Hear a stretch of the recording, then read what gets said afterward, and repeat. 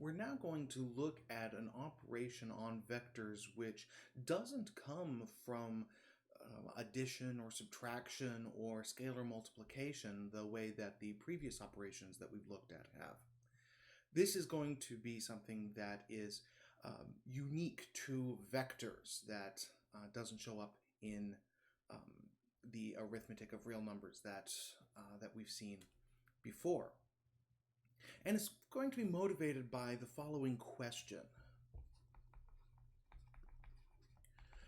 Given two vectors A and B, what is the angle between them?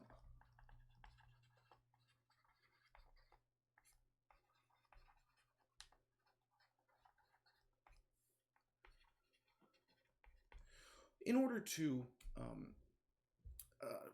make this question precise, we of course need to know what we mean by the angle between two vectors. And so really we need to start with that.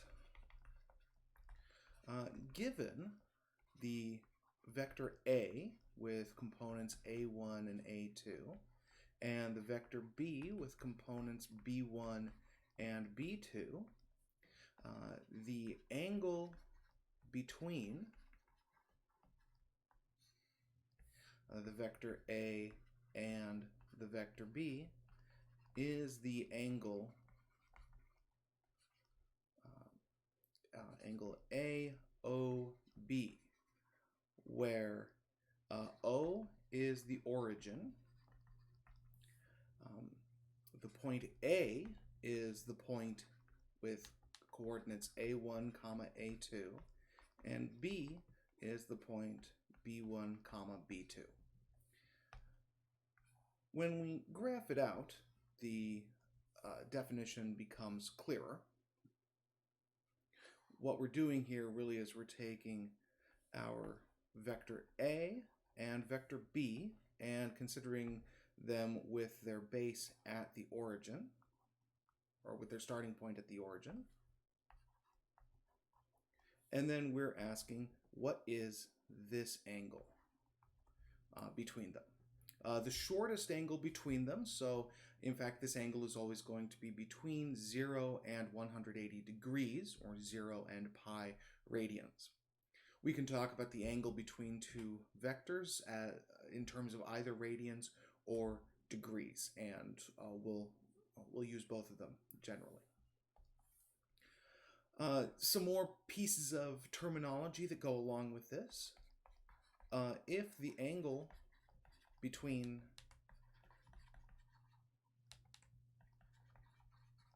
the vector A and the vector B is 0 or pi, then we say that A and B are parallel,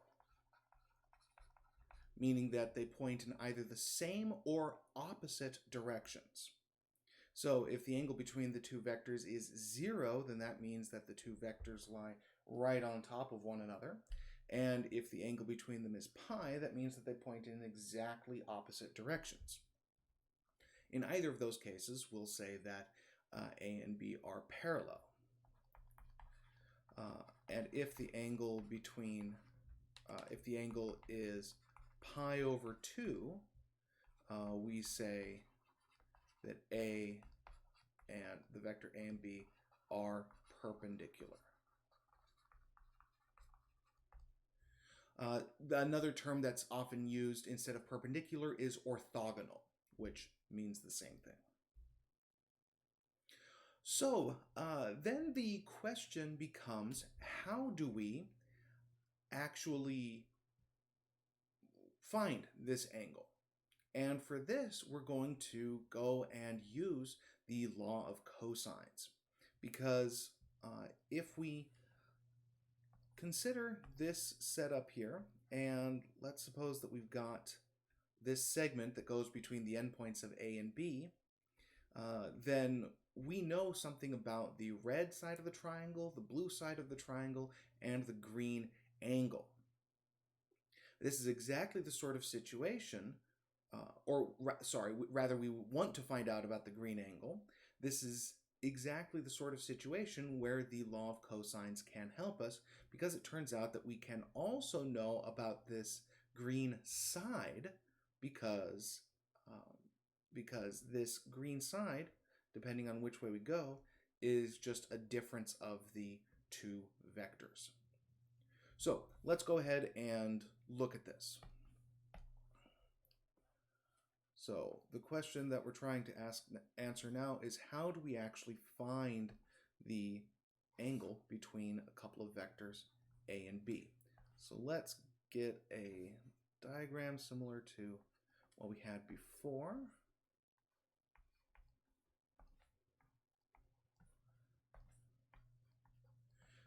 And let's go ahead and take this vector, and remember this vector will be the vector A minus B. Now this means that we've set up a triangle here, and the side lengths of this triangle are given as the magnitudes of each of the vectors involved. So the length of the blue side of this triangle is the magnitude of B. The length of the red side of this triangle is the magnitude of A. And the length of the green side is the magnitude of the vector A minus B. So we can use this to try to figure out what theta is. So by the law of cosines,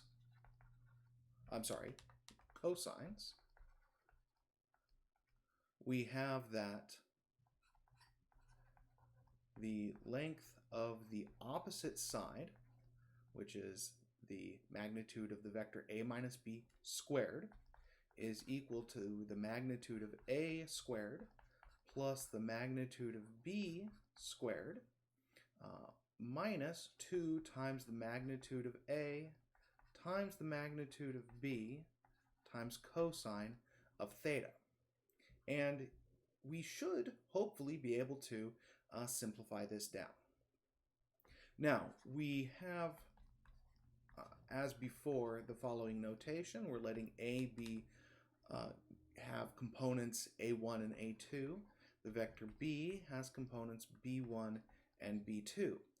Now, that means that the vector A minus B has components A1 minus B1 and A2 minus B2.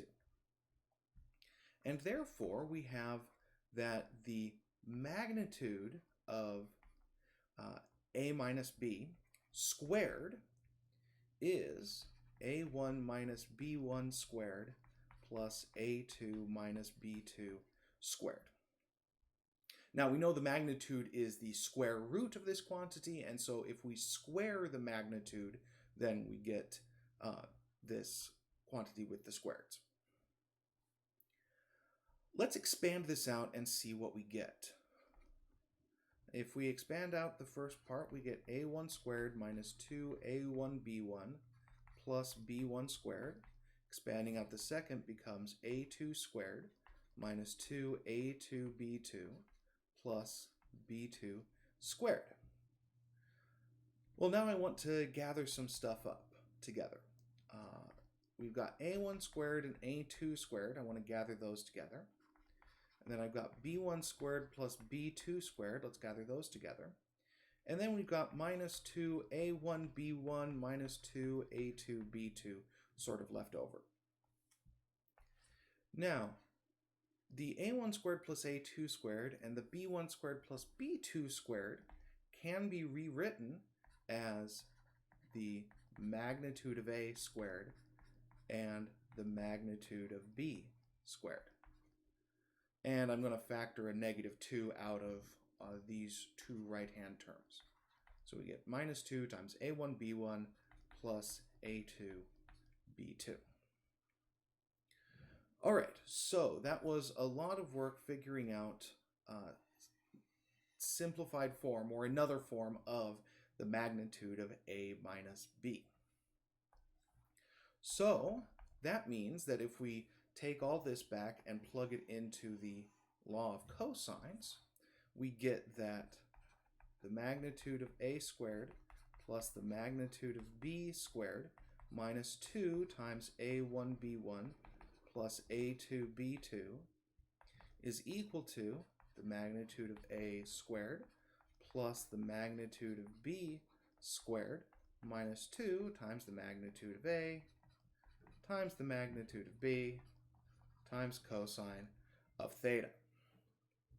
So that's a lot of manipulation, but now things pay off because we have a bunch of cancellation to do. Notice that the square of the magnitude of A appears on both sides of the equation, so we can cancel them. The square of the magnitude of B appears on both sides of the equation, so we can cancel them. Once we do that, there's a factor of -2 that's sitting on both the left and right-hand side of the equation. We can cancel both of those. So what we get is that A1B1 plus A2B2 is equal to the magnitude of A times the magnitude of B times cosine theta. And simplifying this further, or rather getting closer to solving for theta, we have that cosine of theta is equal to A1B1 plus A2B2 over the magnitude of A times the magnitude of B. So this is how we can try to figure out theta. Once we get to this point, if we have specific numbers for A1B1, A2B2, we can of course figure out the whole right-hand side of this equation, and then we can use the inverse cosine function in order to figure out what theta is.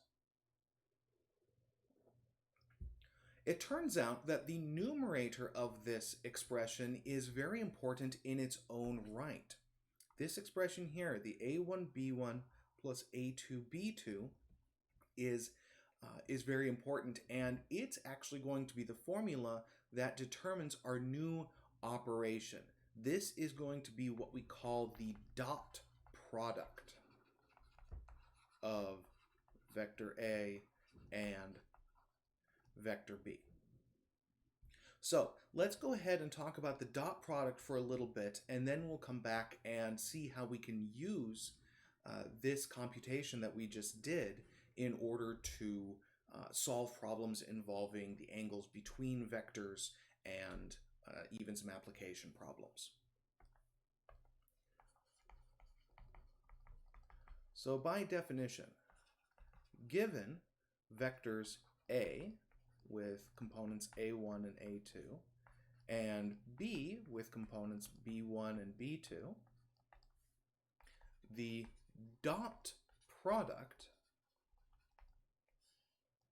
of A and B is A dot B. It's denoted this way, and it's given as A1B1 plus A2B2.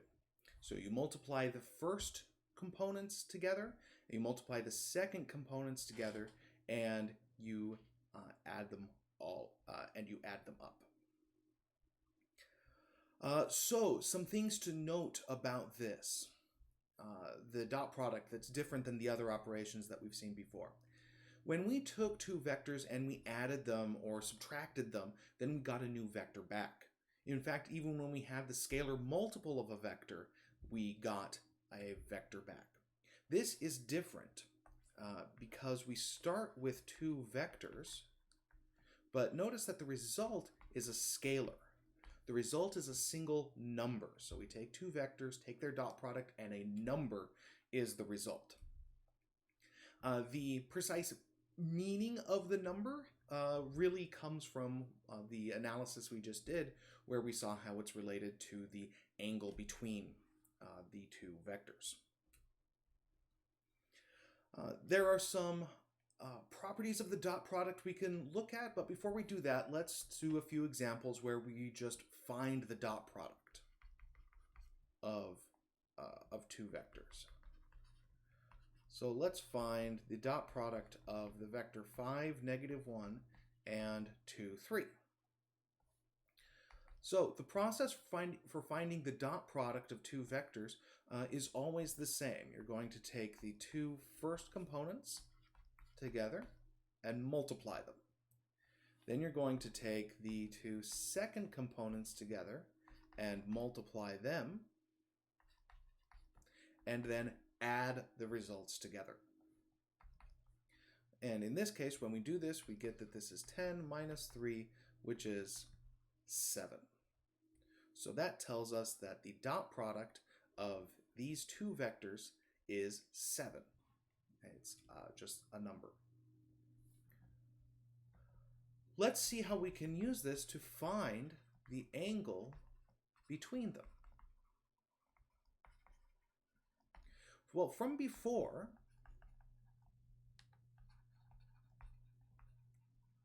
we have that cosine of theta, where theta is the angle between two vectors, is equal to the dot product of the two vectors divided by the products of their magnitudes.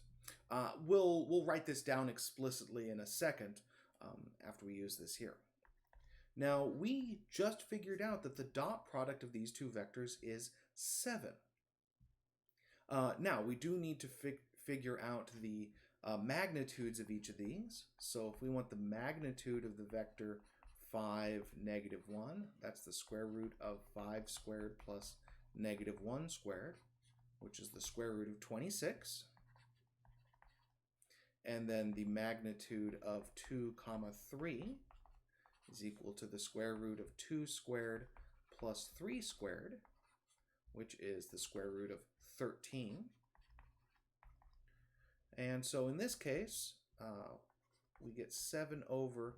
Now notice that the square root of 26 is the square root of 13 times the square root of 2.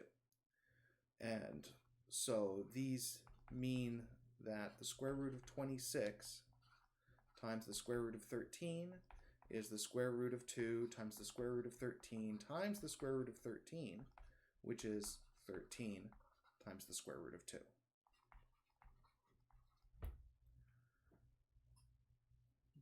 So that tells us that cosine of the angle between these two vectors is 7 over 13 times the square root of 2, which tells us that theta is approximately, and we'll go ahead and pull out our calculator here. We'll go ahead and use radian modes this time.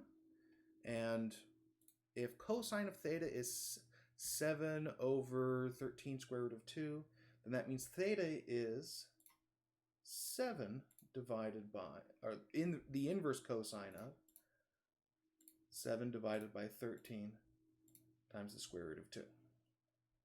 So that tells us that theta is approximately 1.18, and that's in radians. If we want to see what that is in degrees, that's approximately 67.62 degrees. And so this is how we can find the angle between any two vectors using the dot product. Let's make this part here where we connect the dot product up with the angle explicit. So, given two angles, or two vectors rather, A and B, and theta, the angle between them,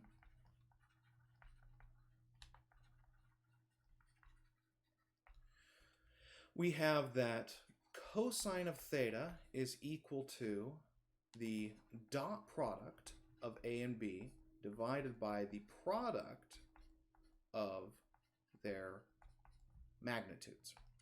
In particular, this means that A and B are perpendicular if and only if the dot product of A and B is 0.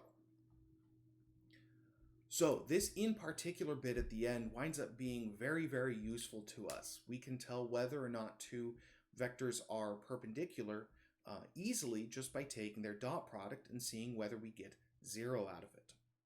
Let's see why this is. So, if A and B are perpendicular, then that means that the theta, the angle between them, is pi over 2. So in particular, that means that cosine of theta will be cosine of pi over 2, and cosine of pi over 2 is 0. So that means that 0 is equal to the dot product of A and B divided by the magnitude of A times the magnitude of B. And of course, a fraction is only 0 if the numerator is 0. So if A and B are perpendicular, then their dot product is certainly 0. And similarly, if their dot product is 0, then that means that cosine of theta is equal to 0, because cosine of theta is their dot product divided by the products of their magnitudes. So in particular, this means that theta has to be pi over 2, because the angle between two vectors is always between 0 and pi over 2 is the only angle in that range where cosine is 0.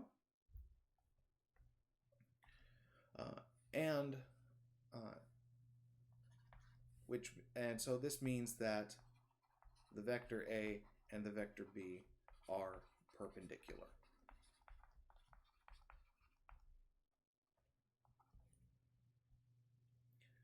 All right, let's see some more properties of the dot product, and then do a couple of examples where we apply it. So some properties of the dot product.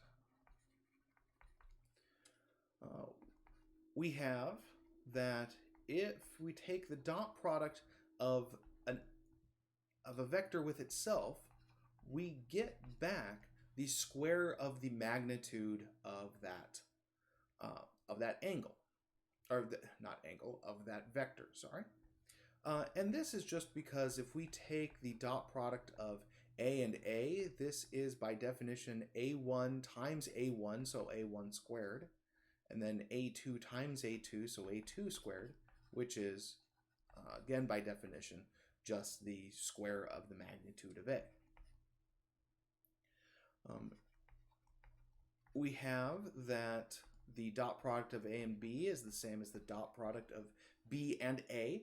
Everything that we're using to define the dot product, i.e. multiplication and addition, is commutative, and so the dot product itself is commutative. We also have that the dot product distributes over sums. If I take A times the dot product of B plus C, that's the same as taking the dot product of A and B plus the dot product of A and C. This is easily confirmed just by using components of A1, A2 for A, B1, B2 for B, and C1, C2 for C, evaluating both sides of this expression and seeing that they wind up becoming the same thing. However, I do want to point out a subtle thing that's easy to miss on this line 3, which makes it a little bit more impressive, or something to think about. This plus sign here is describing a sum of vectors. So it's describing adding two vectors together. This plus over here, even though it's using the same notation, is actually a different operation because it's describing a sum of two numbers. The dot product of A and B is a number, the dot product of A and C is a number, so this operation is actually addition of numbers, whereas this is addition of vectors. Now, we do define addition of vectors in terms of addition of numbers, so it's not totally surprising that we get this, but it's important to note that there is a difference between the two two addition signs that we have in this equation. The dot product also interacts, as we expect, with scalar multiplication. If I take a scalar multiple of A and take that dot product with B, that's the same as if I just took the dot product to begin with and multiplied it by that scalar multiple. And once again, we can point out that these are two different operations happening here. Here we have scalar multiple, or scalar multiplication, where we take a scalar, a real number m, and the vector a. And here, this is multiplication of real numbers. So there are two different operations that are being used here, but even so, it's all compatible. And then finally, if I take the 0 vector and take a dot product with any vector at all, I get the number 0 back. So in particular, this means that the 0 vector is perpendicular to any vector.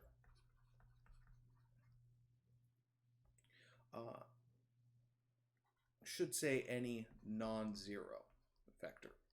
So the 0 vector is perpendicular to any other vector.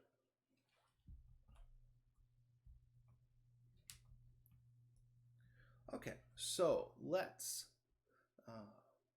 do one more example with the dot product, or with just computing the dot product. Given that the vector A is the vector 1, 3, the vector B is the vector -6, 4, and the vector C is the vector 5, 1, let's find the dot product of A with B plus C. So the easiest way to do this is just to write out all of the vectors in their component form and then just follow order of operations. Move from the inside out, and the dot product will have the same priority as multiplication, as any other multiplication. So we have that A dot B plus C is 1, 3 dot product with -6, 4 plus 5, 1.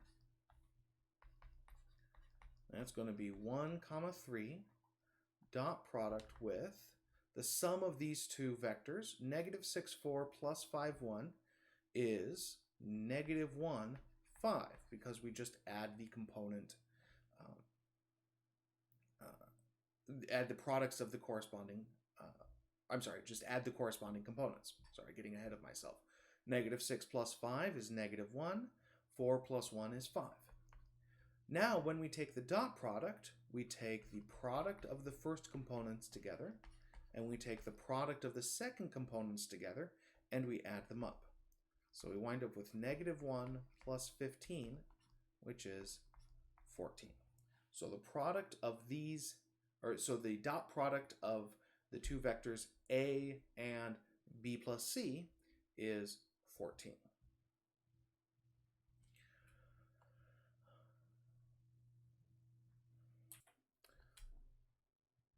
Now, one more little point down here, a point of notation. If we have that the vector A is written in the form A1I plus A2J, and the vector B is written in the form B1I plus B2J, we still define the dot product in the way that gives us the same answer as before, just using our different notation. The vector the dot product of A dot B is still again just A1B1 plus A2 B2. Remember that the dot product of two vectors is always just a number, not a vector. So even though we've used a slightly different notation for these vectors, the dot product is still just a number. So let's see another example.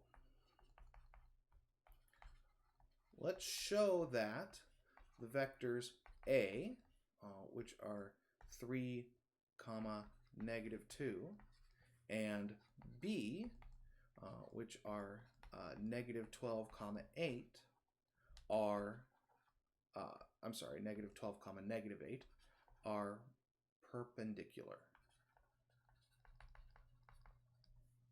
Sorry. I had this one backwards. Should be -8, -12. To show that two vectors are perpendicular, or to check to see whether two vectors are perpendicular, it's simply a matter of taking the dot product of the two vectors and seeing, do they give us 0 or not? So we're just going to take the dot product of A and B. So that's the dot product of 3, -2 and -8, -12. And so their dot product becomes 3, -8 plus -2 times -12. So 3 times -8 is -24, and -2 times -12 is +24, which gives us 0. And check. And that's all you need to do. To check to see whether two vectors are perpendicular, you simply take their dot product and see whether you get 0 or not.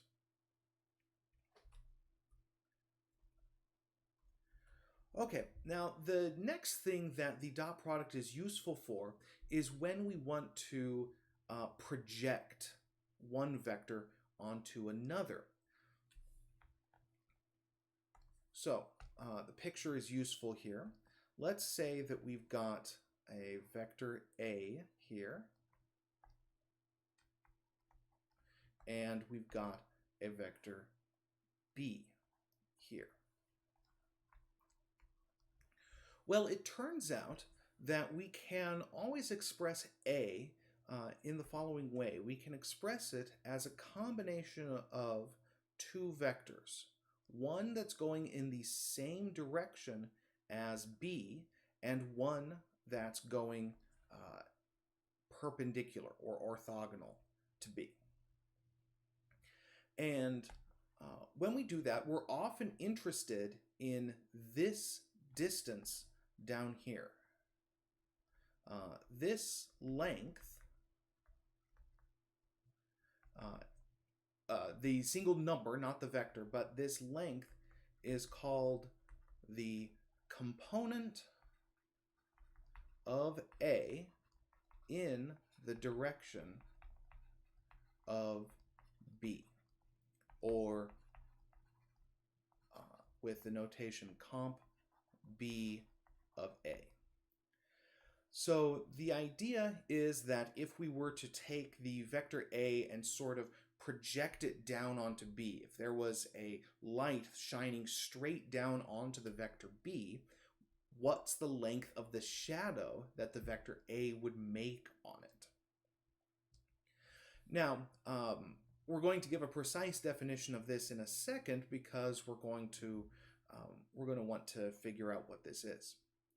Now, because of the way that we've set it up, we have, of course, a right triangle here, which means that we have an angle over here, and we can figure out this length using our trigonometric knowledge. So if we call this length comp BA, then the relationship between the angle theta, the vector A that we know, which has a length given by its magnitude, and the comp BA is given by cosine. So we have that cosine of theta is equal to comp BA, the component of A in the direction of B, divided by the magnitude of A, because we've got this, this triangle here. So that means that if we want the component of A in the direction of B, that's going to be given by the magnitude of A times cosine of theta.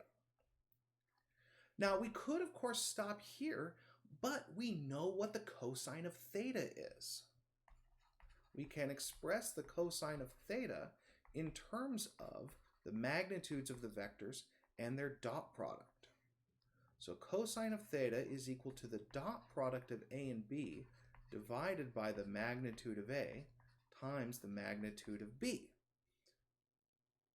So the great thing about doing this exchange is, first of all, we've gotten down to the point where we no longer need to figure out what theta is. We can figure out this component right here in terms of just A and B. And second, we've got some cancellation happening. And so we can get simply that comp BA is equal to A dot B divided by the magnitude of B. And so this gives us a simple way of finding basically how much of the vector A is going in the direction of B. You want to compare two vectors and say, well, how much is this? How much of this vector is going in the direction of the other one? So we'll use this as our definition.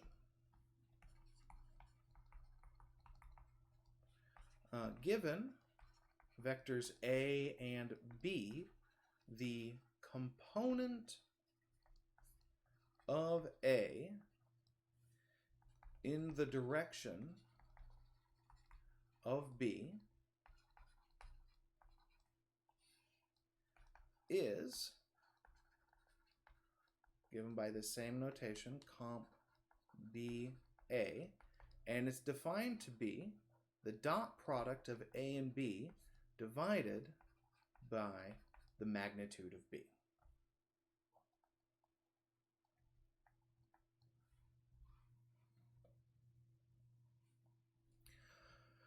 All right, so this is useful for problems of the following type. A lot of times we've got some sort of object that has forces acting on it. We talked about this a little bit last time.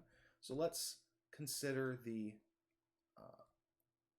sort of situation we had last time where we've got a box and it's being suspended and it's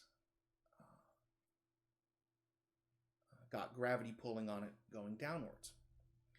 Well, what we may very well want to know is for each of these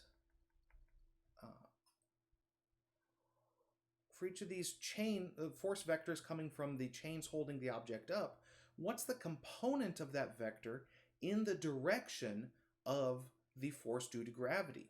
Now in this case, you'll see that the component in the that the part of the blue vector that's parallel to the red one is going in the opposite direction. In this case, the component will be negative. Let me give these some labels.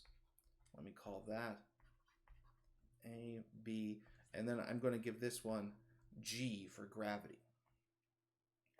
So now this right here will be the component in the direction of G of A.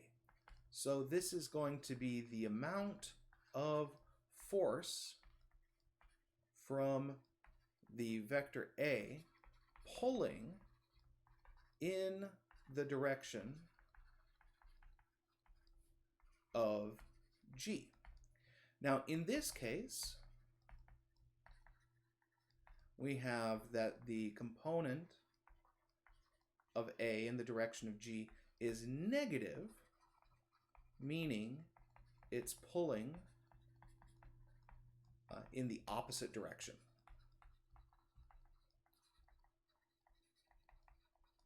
To the vector G. And that we run into sometimes. If the component vector winds up being, or the component of A in the direction of B is negative, that means that the two vectors are sort of pointing in opposite directions. Or in other words, the angle between them is greater than 90 degrees. Okay, so let's do an example and then we'll see a specific application.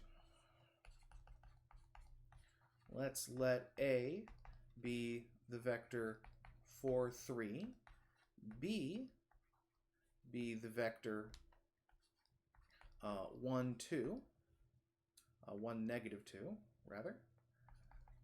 Let's find the component of A in the direction of B and the component of B in the direction of A. These are going to generally give us two different numbers. So if we want the component of A in the direction of B, that is, by definition, the dot product of A and B divided by the magnitude of B. So we're going to have to figure these out. Let's do the dot product off to the side because we are going to need that later. So the dot product of A and B is the dot product of the vector 4, 3 with the vector 1, negative 2, which gives us 4 times 1 plus 3 times negative 2, which is 4 minus 6, which is negative 2. So that's the dot product of A and B. And then the magnitude of B is the square root of 1 squared plus negative 2 squared, which works out to be the square root of 5.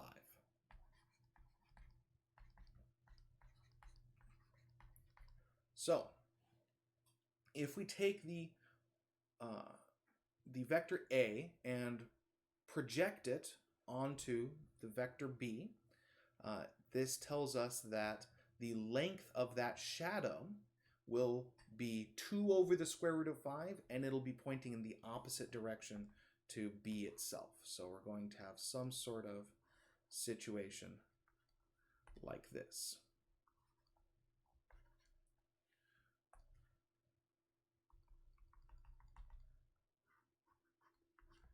So we have something like this, where this is comp A, the component of A in the direction of B. Oh, I shouldn't put an arrow on it because it's not a vector. The component is a number. So that's the component of A in the direction of B.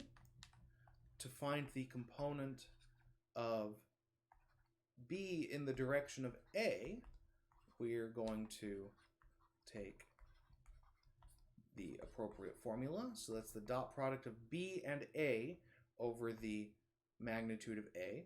Now, the dot product of B and A is the same as the dot product of A and B, so that's still going to be negative 2. And then if we want the magnitude of A, that's going to be the square root of 4 squared plus 3 squared, which is the square root of 4 squared is 16, 3 squared is 9. It's going to be the square root of 25, which is 5. So in this case, the component of B in the direction of A is negative 2/5. So this would be right here, the length of this segment. That's the component of B in the direction of A.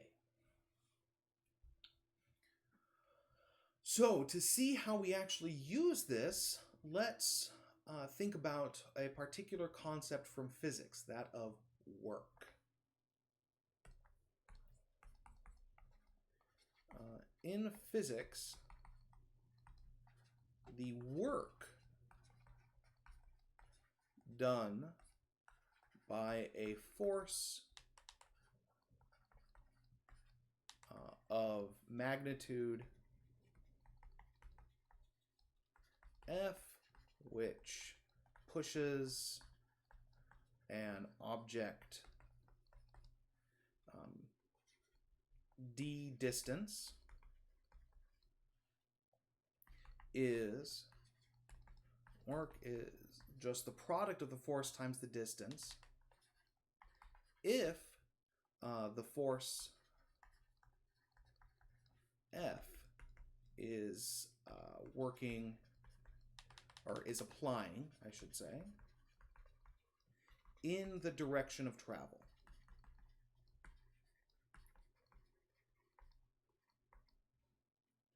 So, for example, we have that a rocket exerts a force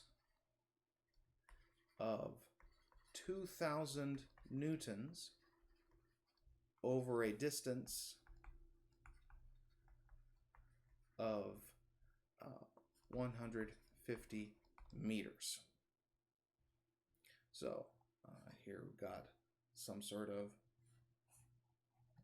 rocket, and we've got force that's being applied, a force of 2,000 newtons, and it's being applied over a distance of 150 meters. So the rocket ship is traveling 150 meters, and that's being achieved with a rocket that's supplying the force of 2,000 newtons. The work done is 2,000 times 2,000 newtons times 150 meters, which gives us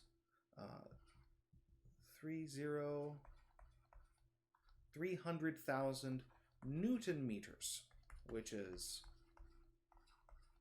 300,000 joules. And finding the work required to accomplish a certain task, or the work done by a certain force, is very important in many areas of physics.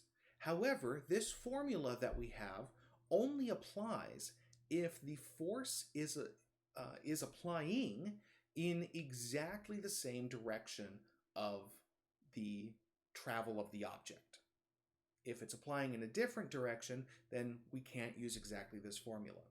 However, we can use our ideas that we just developed about the dot product and components in order to get a formula for it.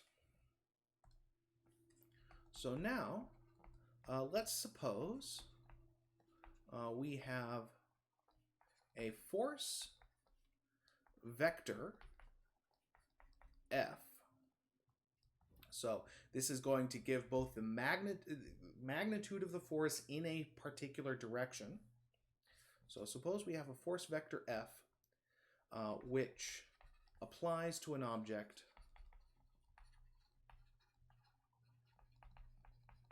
as it moves along a path D. So now D is also going to be a vector which will describe the motion of the object. And the point is that these two vectors don't have to be parallel. So let's take the following sort of situation. Let's suppose that our path D looks like this. We've got an object that's starting over here on the left, moving to the right. Now, it's moving that way because it's being, or a force is also applying to it, and let's say that the force looks like this. So an example that you can think of would be a wagon that's being pulled by a child. The child is applying a force, an upwards diagonal force like this, but the wagon is moving horizontally. So this is a very typical sort of example where the force and the direction of travel might be different, or might be going in different directions. We want to find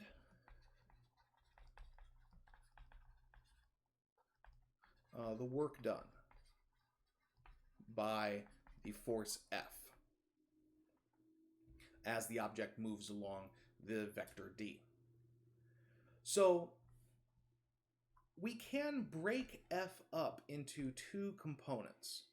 One component that moves in the direction of D, and one component that moves perpendicular to that. And the point is that the part of F that is applying perpendicular to the direction of travel isn't actually causing any travel at all. Again, if we think about the child pulling the wagon, the force that the child is pulling has two components, a horizontal and a vertical one. The vertical component isn't doing any work. The wagon isn't lifting off the ground. However, the horizontal one is. The horizontal component of this work is affecting the wagon and causing it to move. And so this tells us that the part of the force, vector F, which pulls or pushes in the direction of D, has magnitude of the component of F in the direction of D. That's exactly what the component notation that we just developed says.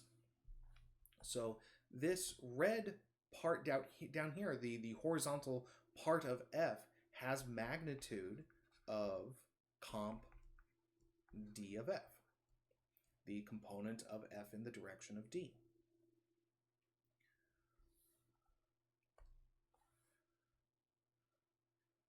And furthermore, we have that the work done is equal to the magnitude of the force in the direction of travel times the total distance traveled. So the work done is the component of D in the direction of F times the magnitude of D. Well, let's see what that looks like. We know that the component of F in the direction of D is given by the dot product of F and D divided by the magnitude of D.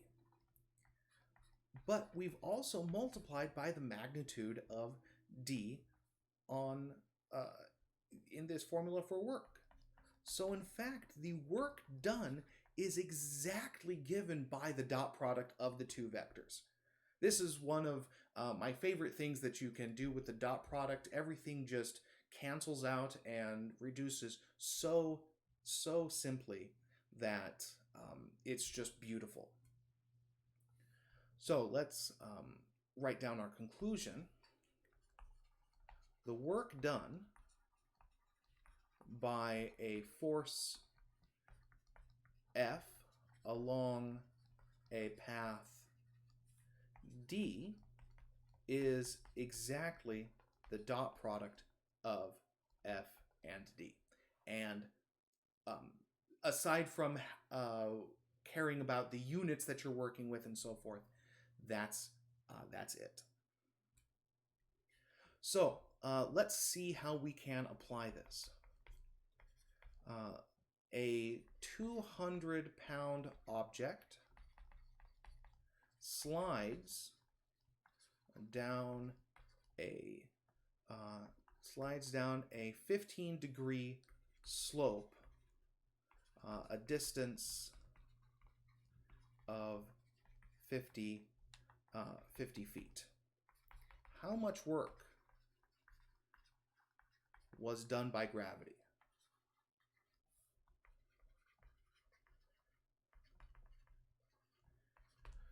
Along this path.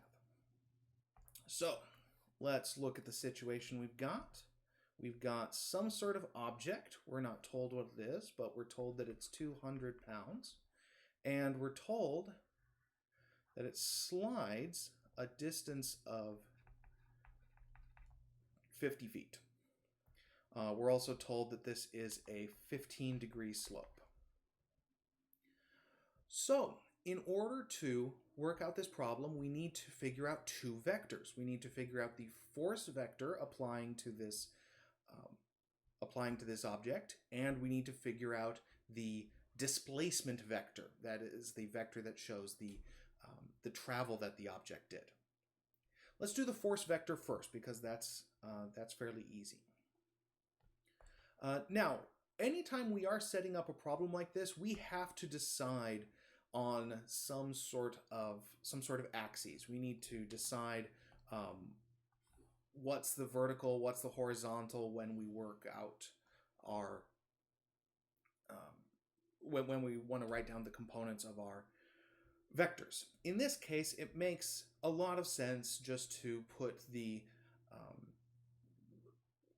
set of axes that we have with the vertical axis being vertical in real life, which is what we'll do.